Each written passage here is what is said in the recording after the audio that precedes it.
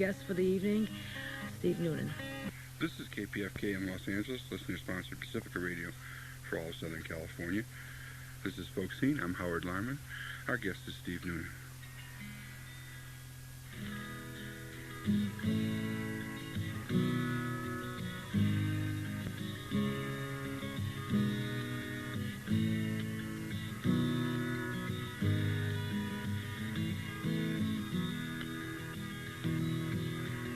Tumble down beside me here and now, and then inside we can be sure that if the rain is only silver and the sun is only gold, we won't be poor. Sing a song around me here and now, and then surround me with your eyes. Let me know I need not worry if the answers to my questions can't survive. Surely you must know by now, you've got me wondering how. I was so fortunate to find you. Look upon me kindly here and now, and then remind me I'm alive. If it turns out that tomorrow we can try, I promise I won't be surprised. Surely you must know by now,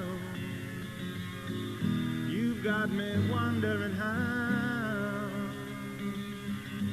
I was so fortunate to find you.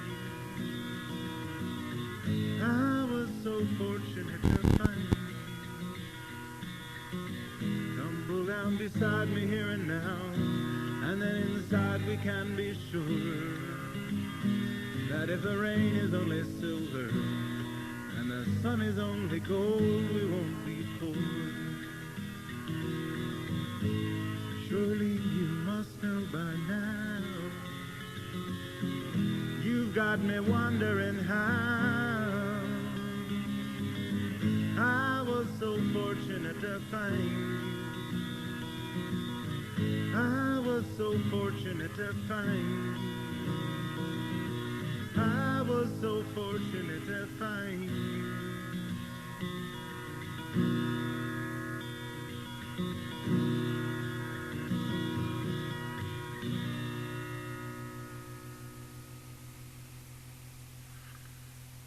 Well, Steve, I guess I feel like, I don't know how I feel, because I used to read all these articles about the Orange County folk scene of the 60s, right? And it would mention the Nitty Gritty Dirt Band and Jackson Brown and Mary McCaslin and Steve Noonan. Tim Buckley's in there too. Uh-huh. Yeah. And I didn't know what happened to Steve Noonan. I went away for a little while after the after the Orange County folk scene took a little trip down the Hollywood freeway to Hollywood, which is pretty much what happened.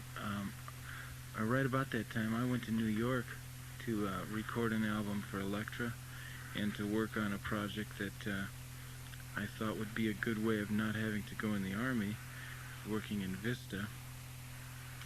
And so I did that, and it didn't help at all as far as getting out of the Army, but I did go there. Worked in the public interest for a couple of years and recorded an album in New York at that time. And then it just, one thing led to another, and after my total mental breakdown of insanity, of wondering whether I was going to ever be anything, I decided it didn't matter and moved to Santa Cruz to try to forget about being a performer or a writer or singer or anything. Wasn't successful in doing that. You really did drop out of the business. Yeah, I sort of did. The album came out, which was a real. What I should say is it didn't meet my expectations. I had expectations of Billboards on Sunset, and after having the Nitty Gritty Dirt Band record record one of my songs and get a hit with it, and I thought I had a good foothold. the album came out, and I was real disappointed. I was very, I felt like calling all the people that I'd ever known and apologizing for having such a terrible record come out. But I don't feel that way now, but I felt that way at the time, and so I really lost a lot of whatever personal power I had to be a performer, and got real. I got real weird and just decided that it wasn't so bad to be a plumber or whatever. You know? I never became a plumber either, actually, but. Well, there was always another thing. You could just sit around and write songs. Yeah, I did that in a way, but I think there's a whole thing. To be a performer, to me, you really have to have your confidence in a real good space, and the kind of performers that I appreciate are real together as far as their confidence about what they can do. And I didn't, at the time, I just didn't feel I could do anything anymore.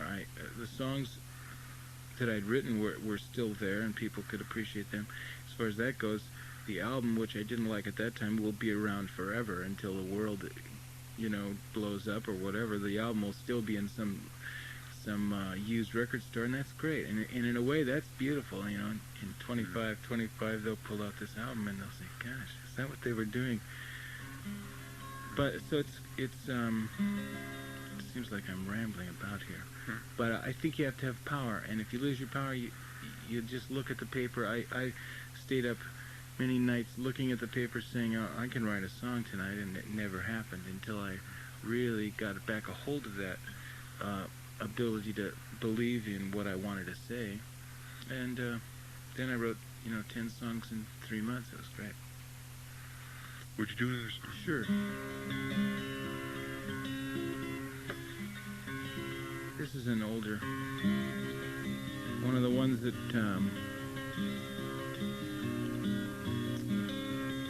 that I'll probably always sing just because it's a nice tune. Jackson Brown is the word person on this one, and I wrote the music.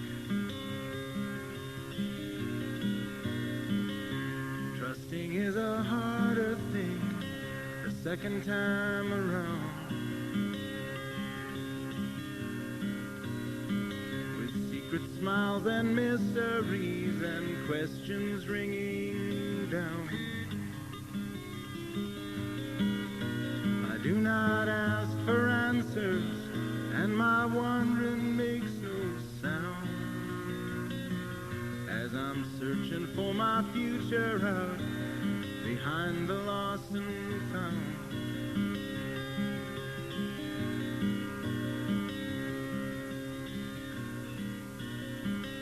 Forgetting is an easy thing when you can't see the sky. Memory is straining as the windy skyways cry. I do not ask for sunlight, and my collar keeps me dry. It's easier to ask the question than to know the reason why.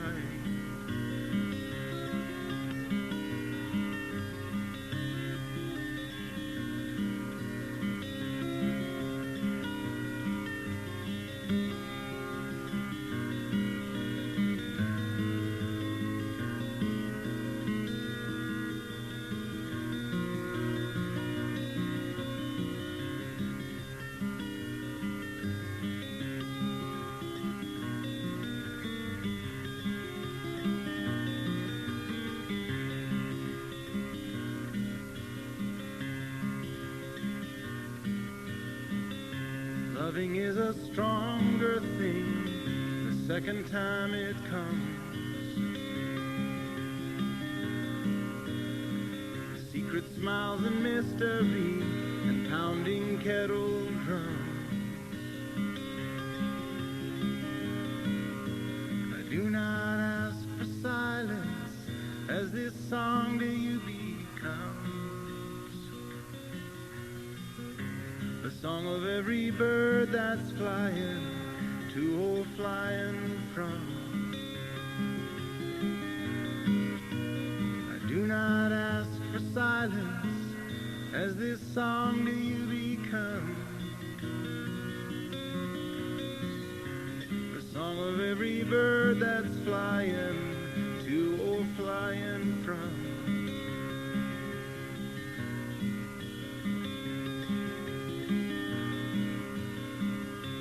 Trusting is a harder thing.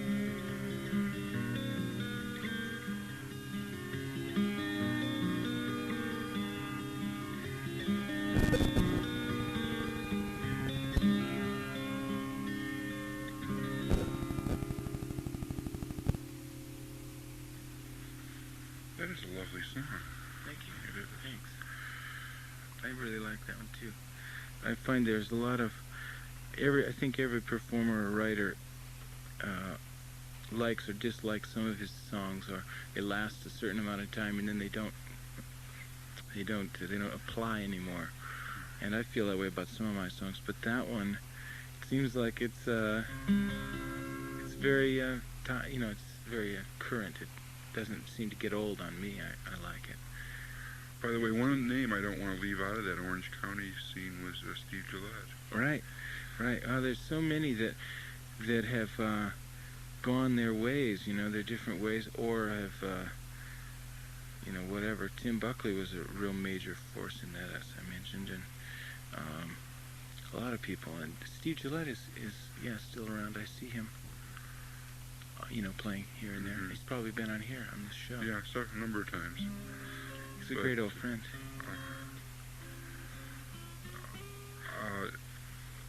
Were you surprised, or were you kind of surprised when, say, the Nitty Gritty Dirt Band broke as big as it did? Did you anticipate that? Or? No, that was a real surprise. I was in New York. They had been playing around Long Beach and Huntington Beach, and I hadn't really heard that they were big in Hollywood or anything, and they were just kind of a local. When I left Orange County, there was a place called the Paradox, and the Dirt Band and I and Tim and Jackson were the hot rocks, that we were real popular in Tustin or in Orange County or in the general area, but nothing to shake the world, or anything like that. So I had a feeling that I've always had the feeling that everybody's going to make it. Everybody sooner or later is going to get what they want. I mean, that's what I feel, but I didn't really, it surprised me in New York.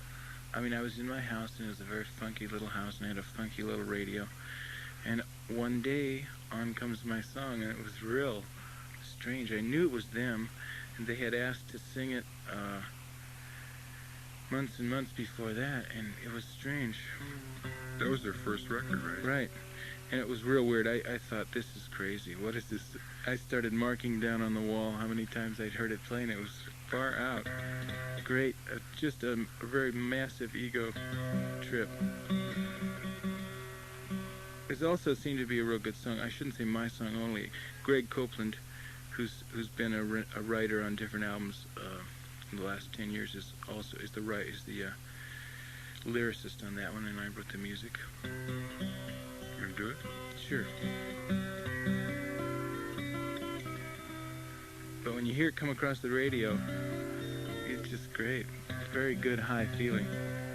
And I still feel real good about it. It's not, their version was a little different than I would have done it, or I do it now, but it's still great.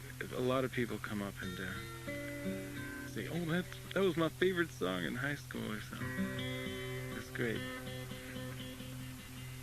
Go by for me the rain.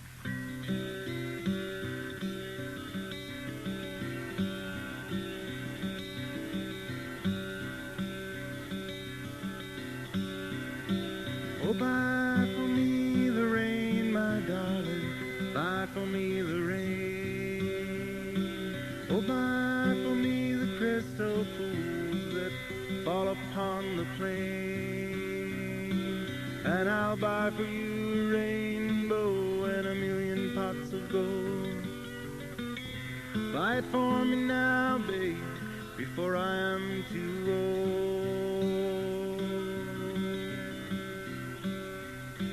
Oh, buy for me the robin, darling, buy for me the wing.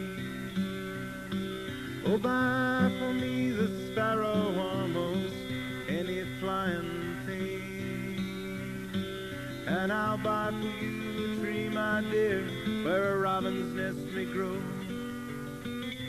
Buy it for me now, babe, the years all hurry so.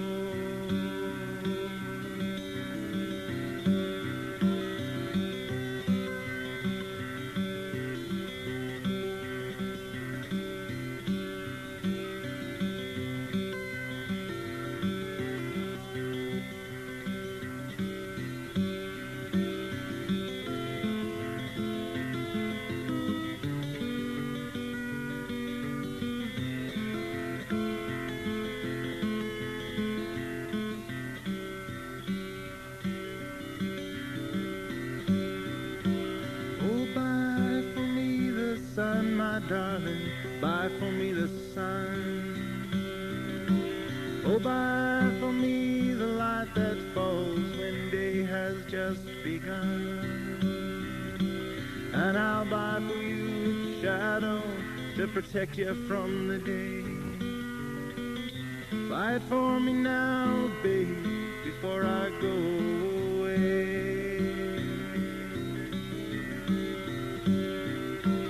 I cannot buy you happiness, I cannot buy you years. I cannot buy you happiness in place of all the tears. So I'll buy for you a gravestone to lay behind my head. Gravestones cheer the living dead, they're no use to the dead.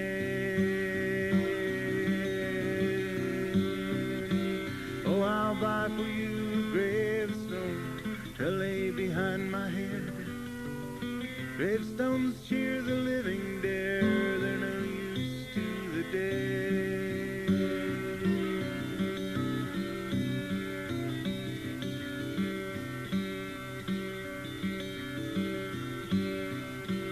Oh, buy for me the rain, my darling.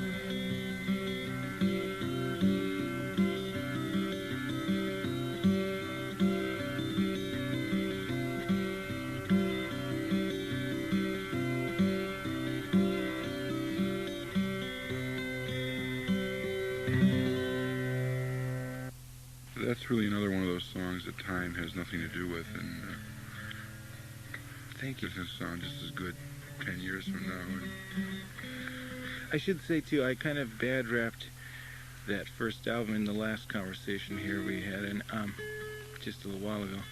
And I should say that I really don't feel that way now. I know that another album can be better, but I know there's a lot of people, and including me at times, have really liked things on that record, so it's done, you know, and I'm really happy when people like it. I'm supposed to, I supposedly have a whole bunch of people in Sweden and Germany and France and somewhere like that that like it, because it was on a special, parts of that album were released on an album that went over there called The Face of Folk Music, or The Way of American Folk, or something like that. Woody Guthrie and Earl Guthrie and many other people. So some people really like some of the things in that, and I think that's great. So, you know, I shouldn't be so hard on it. Nitty Gritty Dirt Band recorded that at least twice, didn't they? Yeah, maybe yeah, they times. did. They recorded it once in '67, and they recorded it again in about '74. I think it was on their live Stars and Stripes Forever album.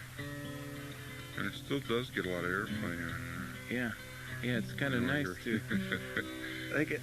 That's what's neat about music, in a way, that if you say something that you like, it'll be around for a long time if other people like it, you know. I mean, forever that song will be played at least once a year on some station across the country, and that's great.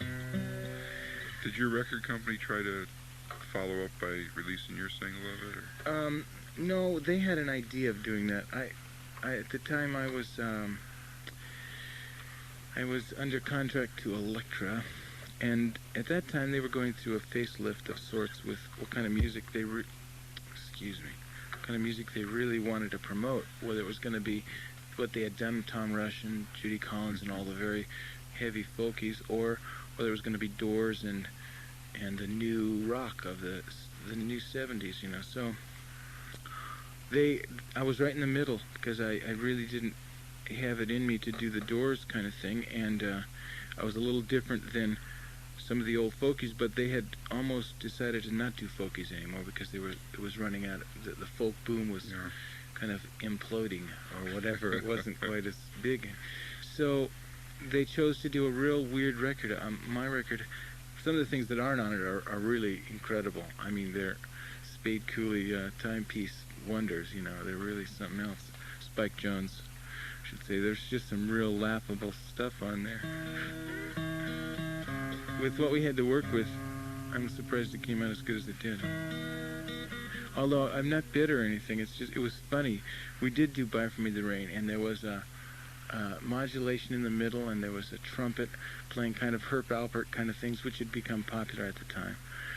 And let's see, there was a guy playing a very incredible instrument, kind of an electric guitar, but he has a very strange electronic sense about things, so he makes these amplifiers and things. And he played some bird sounds on it, and it altogether came out sounding very strange, very weird. So bad that I sang it really out of tune. I didn't like it at all, so I sang it out of tune on the vocal sessions, and they got so mad that the producer left. It was a dirty trick, but I really I didn't want that to happen, so I sort of did what I had to do. And it didn't come out. On the album, we redid it with just a bass player. It was a great, far out, just a string bass player and me, and that was very nice. That's probably one of the nicer cuts. Was that Rothschild producing that? Huh? Was that Paul Rothschild? Yeah, it was. His name wasn't on the album for some strange reason, but it's funny to talk about it now. It's sort of all under the bridge. But I can understand that you have certain sense about the album, but it had a lot to do with what was going down around you at the time, rather than... Yeah, well, I mean, there's one real thing to remember is that I didn't know what I wanted to do, really. I had an idea of what I could do with certain kinds of songs, and the ones I'd written were a certain way, so I had some knowledge about what I should make an album sound like. But I know now much more about what exactly it should be than I did then. And I think when a performer doesn't know what he wants, a producer has to take initiative. And Paul had a lot of things on his head. The album had to sell a certain amount, and it couldn't cost too much. Just the same thing that all producers go through. So he had a lot of things to worry about. And had I been able to say, this is the way it's got to be because that's the way it's got to be, and really had the strength in my head to do that, then it probably could have turned out differently, you know. But next time, I suppose, next time I will have that in my head. Whether I have whether I'm given the space to do that, I don't know. But I'd like to be. A lot of the songs on that album and a lot of the older songs were written with other people. That's true. Are you writing exclusively alone now? Or? Yeah. Soon after I came back in fact, just about when I came back from New York, played in Ann Arbor, Michigan, a real nice little place, came back home, and said, gee, I couldn't get any of the people that I had been writing with before to write with me, and so I started saying, well, I can say some neat things. So I started writing songs, all by myself, and wrote a couple in L.A., and then when I moved to Santa Cruz, it was about during my internment into no music stuff, and I sat around and played, but I didn't write anything, and then as the time went by, I wrote a lot more. Now I write only by myself. Not because I want to only write by myself, but it just happens that I, have gotten into very comfortability about writing.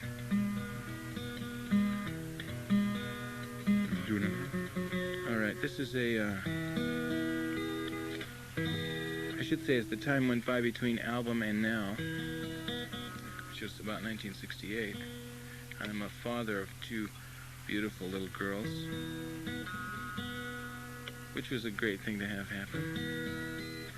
This is an instrumental, and it's about, it's called Heather's Song, 7-year-old Heather's Song.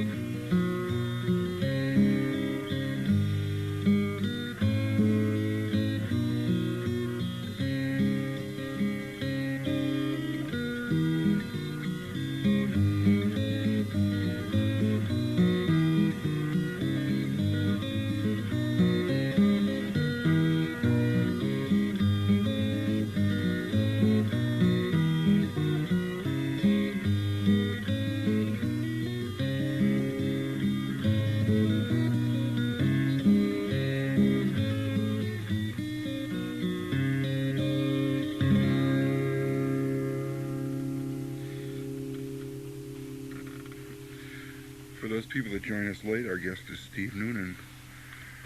Were you doing anything else in music before you started playing the guitar? Yeah. I when I was in college, or when I was in high school, or even before that, I was in the school band, played the trumpet, which I never found very satisfactory, but I did that. I mean, it was playing the trumpet is not my style. However, you know, you can't, when you do something like that, you learn a lot about all the other forms of music too. You know, the being in a band got me a lot of interesting ways to look at notes and why they do things and how they do things and like that.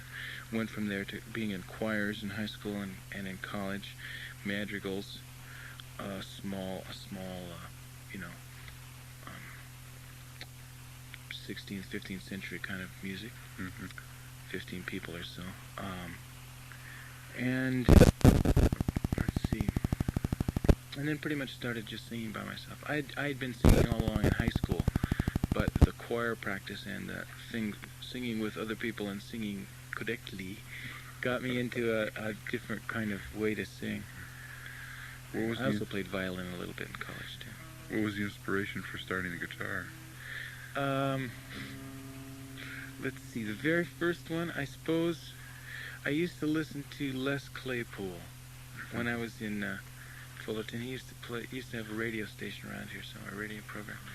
And I liked all the old guys, Woody Guthrie and Lead Belly and all that. And a friend of mine and I got together and started in high school and started playing. And I also saw there were some people that I didn't like very well who played the guitar.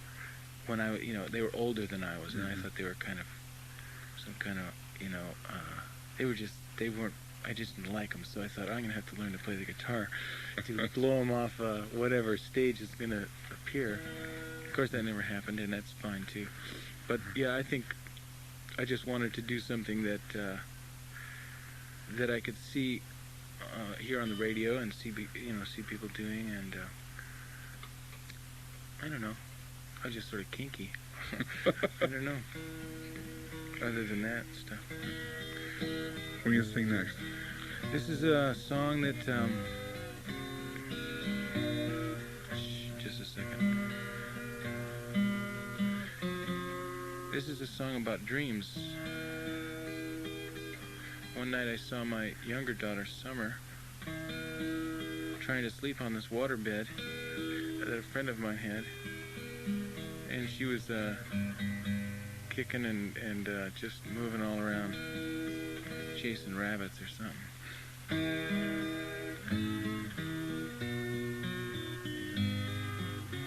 This is just a fantasy song, I suppose.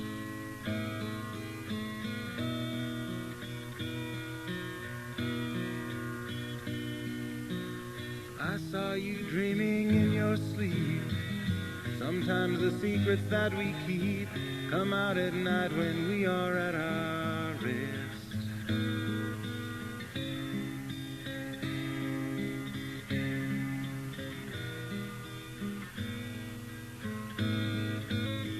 As I watched, you showed me faces, yeah, took me to my scary places. Well, do we have to do it over and over? You know, I tried to shake you, thinking it would waken you and take you from those places that I've been so many times. But my hand was frozen here. Sometimes we must see what we fear. You know, it's hard to leave you so alone. Oh, little one, you go your way. Don't think much of yesterday. Don't you know it's all a play? Maybe you will know your part in the morning. Maybe you will know your part in the morning.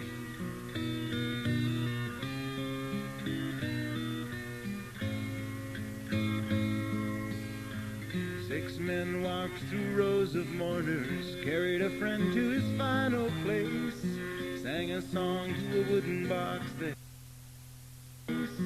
Sang a song to a wooden box there. Saw the ones who'd known his face.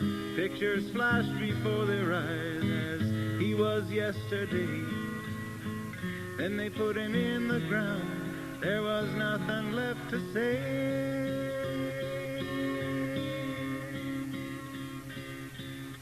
When you awoke, you cried a little, half awake, caught in the middle, remembering the things you might have seen.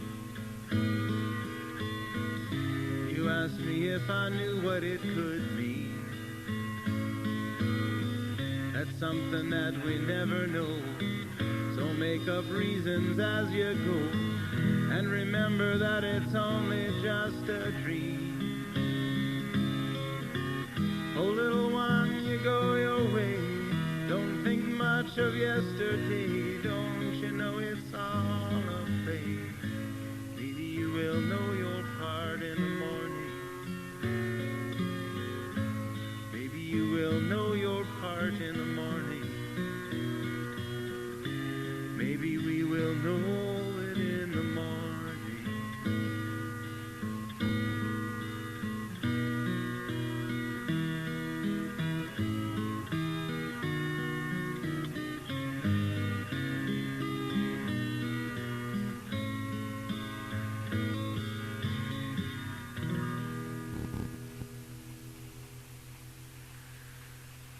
For those people that join us late, our guest is Steve Noonan. Now, what specifically are you doing to sort of reestablish yourself since you came down from Santa Cruz? And I've been, well, about a year and a half ago or 2 years ago, I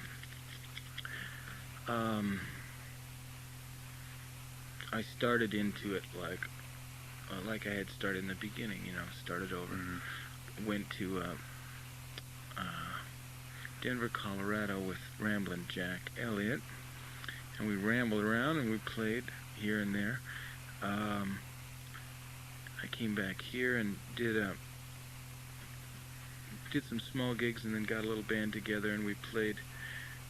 What was my band? I guess you could say it was like just these songs with a little wider accompaniment. Mm-hmm. We played with Emmylou Harris last year and Bonnie Raitt at the beginning of this year, which helped put me or us on the map, I guess me.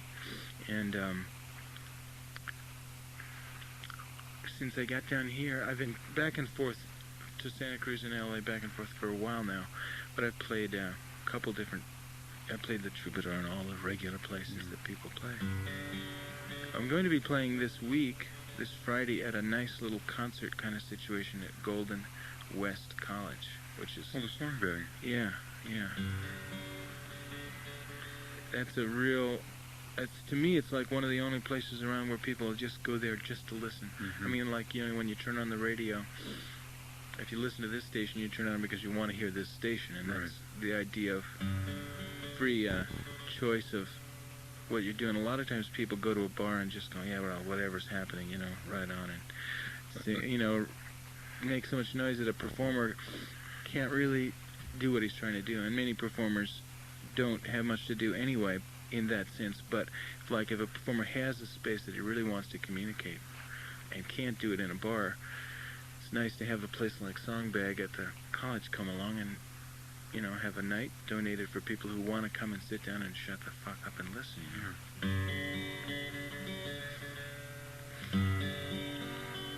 I suppose you were away from it long enough that you didn't have any more commitments to record companies. Yeah, publishers, well, and stuff like that. that was my original plan in the first place, was to stay so long out of it that nobody would have anything on any of my songs or anything. As it turned out that some of the songs which I've sung tonight and I wrote a long time ago are, once they're published, and that, you know, I can't get any more rights to them than I have, I guess. But as far as my personal freedom to do what I want, singing and playing wherever I want, that's very much in my hands at this point. So that's nice. This is one of the first songs I wrote when I think I wrote it on the way to. No, I wrote it before I went to Denver with Ramblin' Jack, but it was kind of a welcome back to the music biz song. For me, I mean, I hadn't written in some time.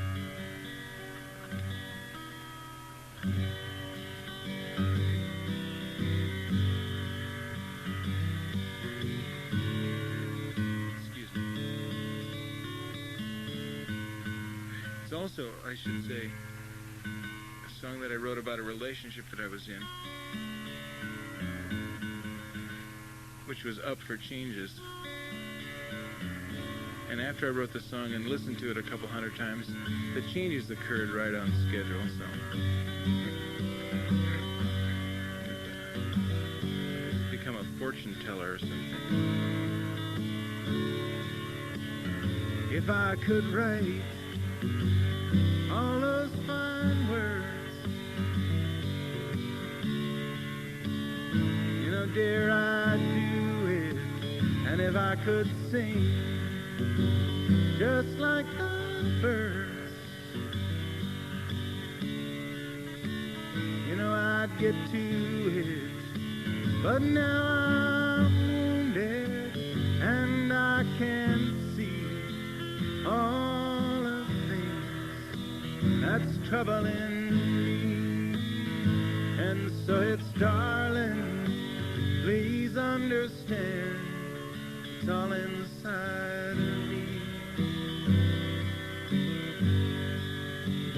And if I could dance you off your feet,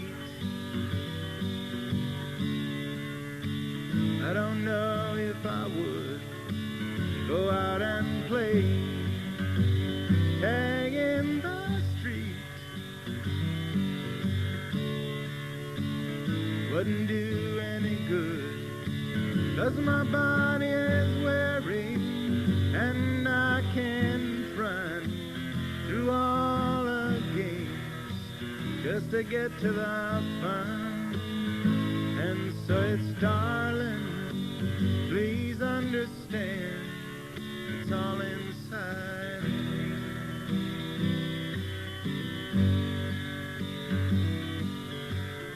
I don't always know what's happening in me,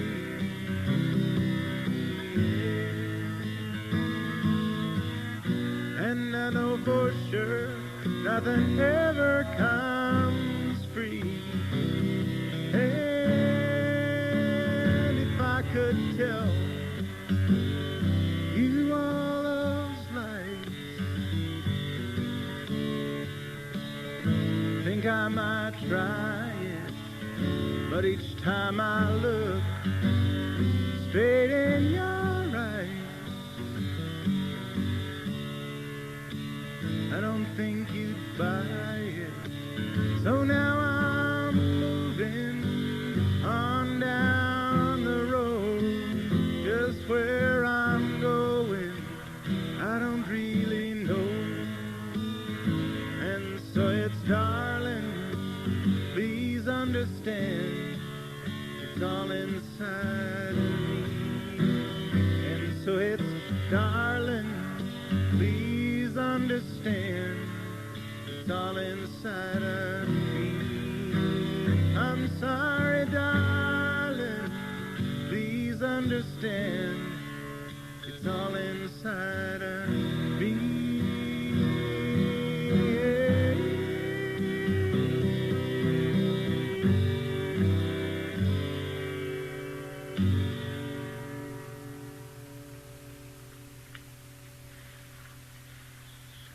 I like that song. Thank you. Nice. Thank you. That's my hit for Tanya Tucker. I don't know if she'll go for it, or I don't. You know, I just picked her out of the air, but she seems like a good candidate for that song. Or actually, my one of my idols for a long time has been Tammy Wynette. I'd really get off anytime somebody just sings one of my songs. I mean, in a bathroom or anywhere, it's such a gas to hear what somebody else does to it. That one's been done by some people up in Santa Cruz who are actually, they're quite worldly because they've been around playing with other performers and opening shows and stuff, called a group called Fly By Night. It's a real good band, and they do that song, or they had done it. I think they still do it, and it's real interesting to hear how somebody interprets what you're saying and changes it around. And, you know, Fly By Night. Fly By Night. It's real. They play very well together. They're very, very acoustically oriented. They have a couple acoustic guitars and mandolins and you know, things like that. And they're real, very The name sounds nice. familiar. Give me a couple of names of. Ann Hughes, Pat Hubbard, Dwayne No. Sousa. No, I don't know. They're probably bound for stardom. I mean, I really, when I hear some of their stuff, it's so pretty that I mean, I can see them getting into a good, you know, contract. A lot of musicians living up in Santa Cruz these days. Yeah, it seems that there are. I wish there were more listeners in Santa Cruz. There are a lot of good musicians, real wide variety too. But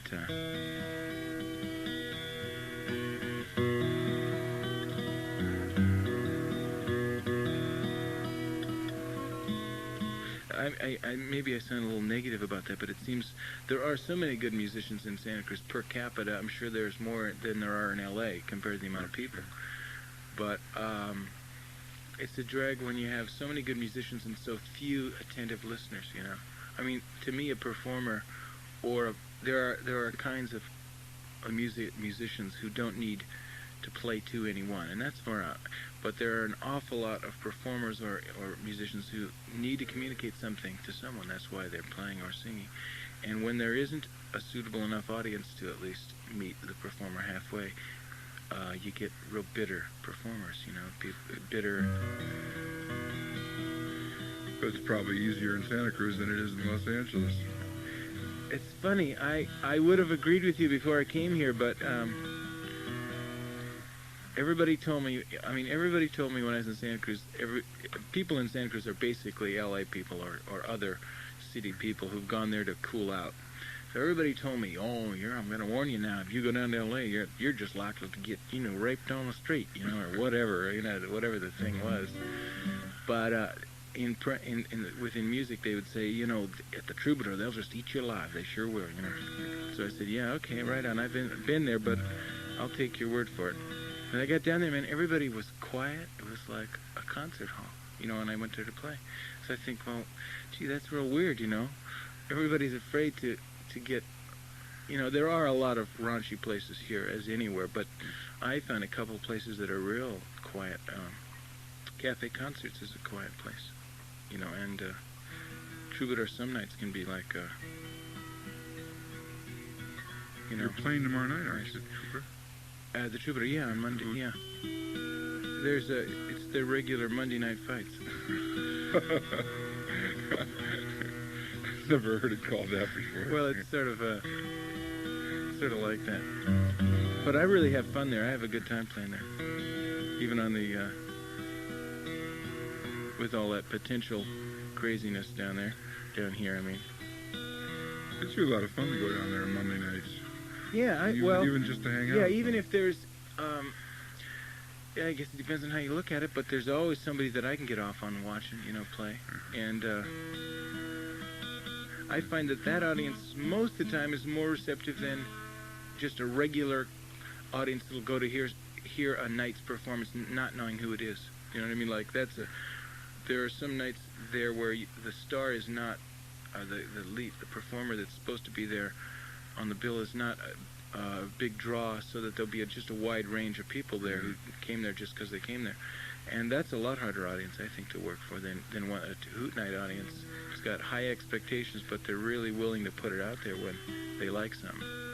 So what I like about it is, well, a couple times that I've been, is the unlikely combinations of people that decide they want to get up and do things. Yeah.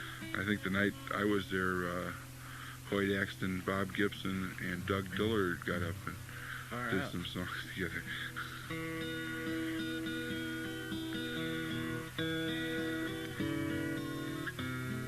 This is a song that I wrote about a friend of mine who I'm sure some of the listeners who are listening to this station have run into sometime in their life.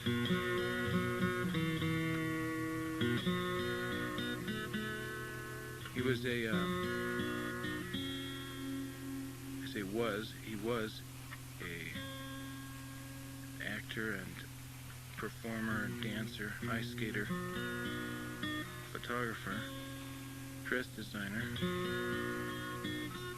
wardrobe consultant, great photographer, many more things too. He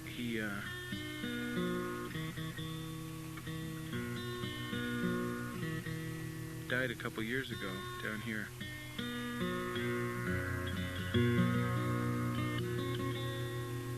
This song is meant to make you more acceptable to the idea that people do die. It's something that I've thought about for a long time, ever since I went to the only funeral I've ever gone to. Oh, actually, no, I've gone to another one since then, but I thought it was pretty senseless to go to a funeral and be real bummed out and have it change my life to the point where I couldn't live anymore. So when this person, whose name is Scott Runyon, passed on, it would have been real easy for me to just totally freak out like many of my friends did. But I don't think that's the answer. And maybe the answer's in this song, I don't know. As I lay beneath the night, my back against the ground, looking for a sign that can turn a life around. Lying flat and quiet, I ask the one so wise, are these holes in the ceiling or just stars in my eyes?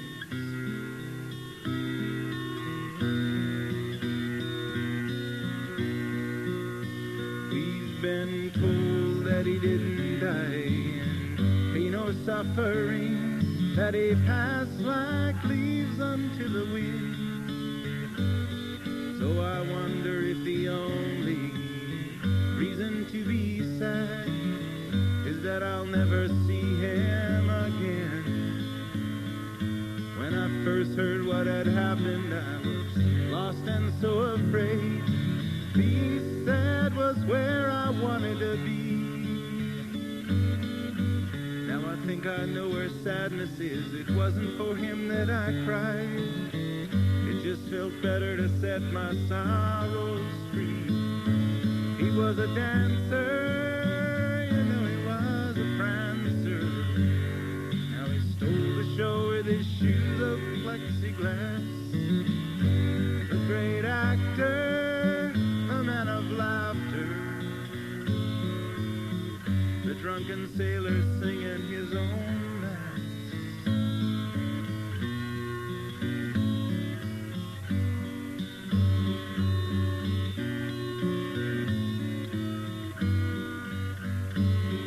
Have you ever had a feeling when you lose something you love, that the whole thing's wrong and you just can't make it right?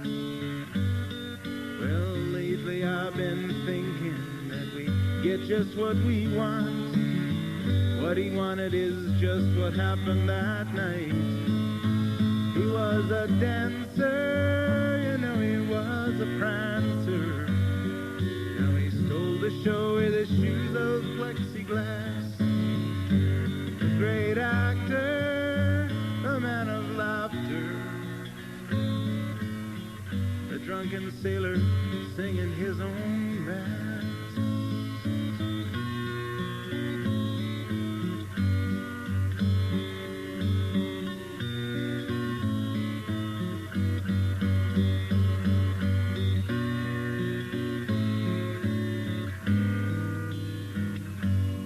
And so now, a few years later, after all that's come to be, we'll go back to doing whatever we did before. Kissing under starry nights, or arguments and petty fights, trying to live upon this earth or so much more. kissing under starry nights, for arguments and petty fights. Can't we live upon this earth and nothing more? As I lay beneath the night, the dark will turn to dawn. Look into the stars above, I think of one who's gone. Lying flat and quiet, I remember one who said, when you see a falling star, does it mean a witch is dead? Lying flat and quiet, I remember once he said, this crazy life may just be a cat's dream in your head.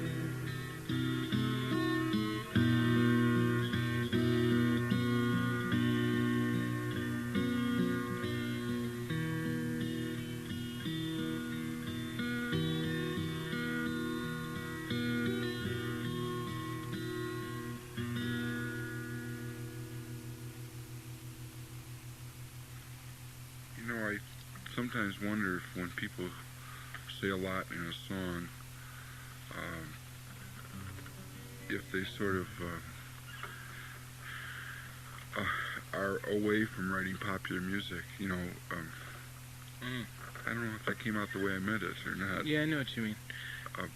Here's a songwriter who sings and plays his own songs, and yet you look at the music that's popular and that people are writing to make a living on, and you say they don't say anything, they don't do nothing, you know, and then you write that song like I just heard.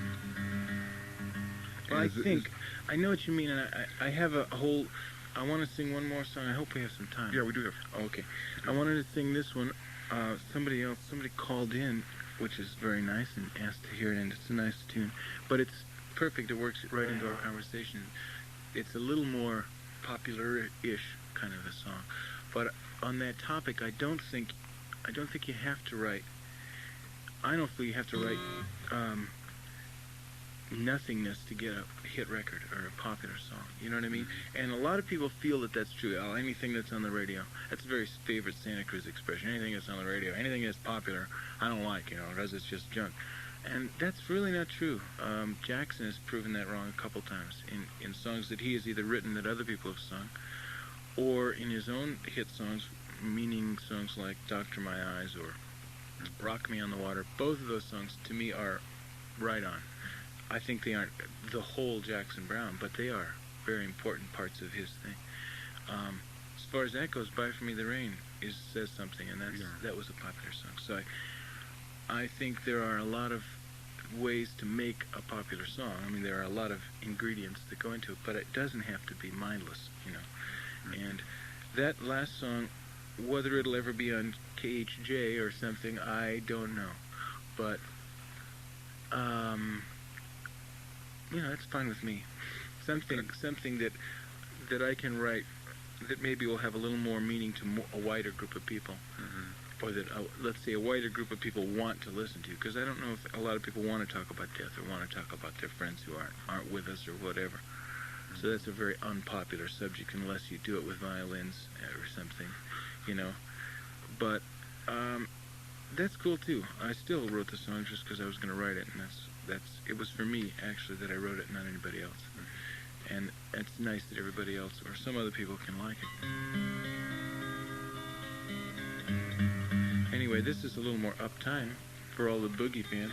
This is when I had my little band, and in future bands this will probably be our good rocker.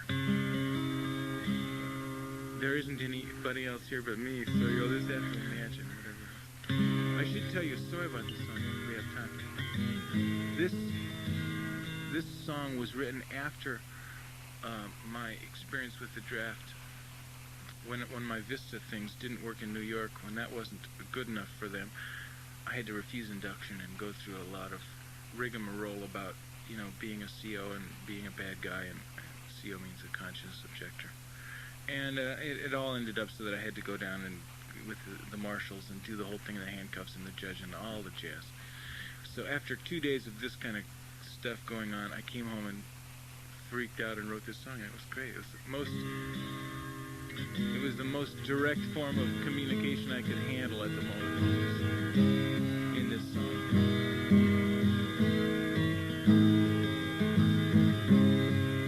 It's called Somewhere Between the Lines of Freedom.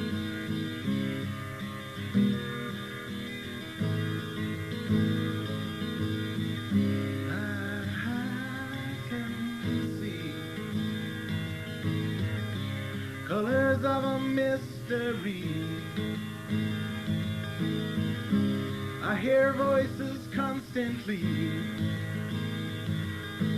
Somewhere between the lines of freedom. Somewhere between the lines of reason. Somewhere between the lines your freedom will be through.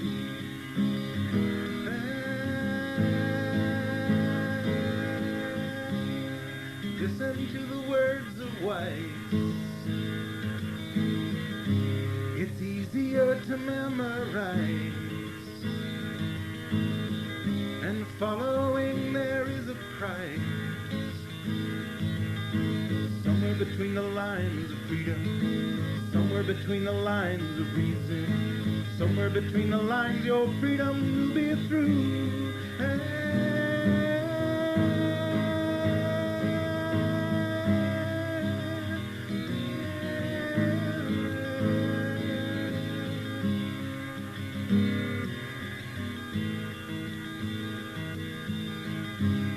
The courtroom mockery law.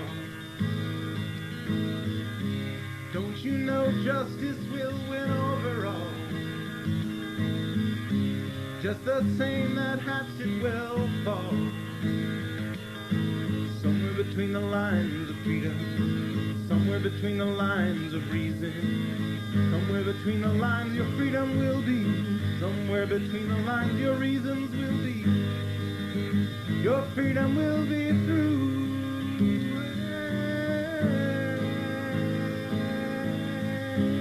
I can see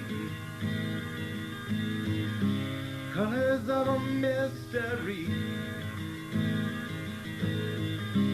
I hear voices constantly. Somewhere between the lines of freedom, somewhere between the lines of reason. Somewhere between the lines your freedom will be. Somewhere between the lines your reasons will be. Somewhere between the lines your freedom will be through.